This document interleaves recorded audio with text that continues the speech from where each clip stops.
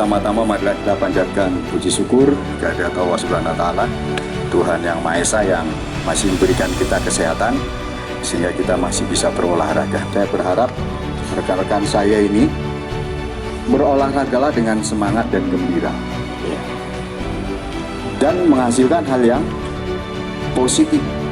Disampaikan oleh Bapak Kasat. Yang pertama, beliau menyampaikan apakah yang sudah diperbuat selama kita ini menjabat. Sekarang jabatan rekan-rekan sebagai apa? Sudah berbuat apa untuk jabatan itu? Misalnya kita tukang rumput lah, tukang potong rumput. Kira-kira apa yang sudah selesai? Mungkin mesinnya rusak, kita peduli, kita kreativitas misalnya, sehingga rumput itu enak digendong, bisa untuk motong hasilnya lebih maksimal. Kemudian yang kedua, sebenarnya kita ini punya potensi yang tidak kalah dengan orang lain. Masing-masing saya yakin kalian, rekan-rekan saya itu punya kelebihan, betul nggak? Tidak bisa disamakan. Mungkin yang satu lebihnya di bidang ini, mungkin dia akan lemah di bidang yang lain. Makanya yang punya kemampuan itu maksimalkan.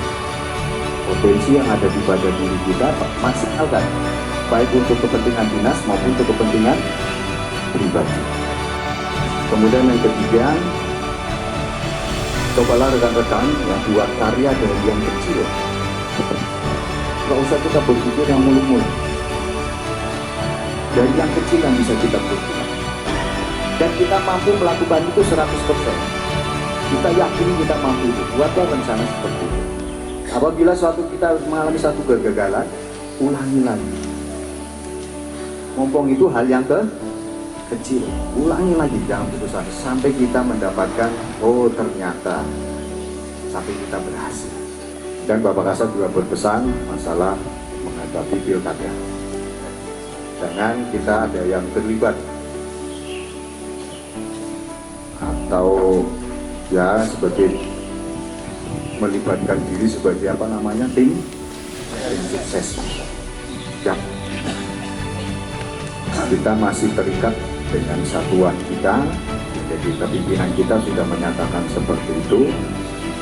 Kita berharap semuanya mematuhi.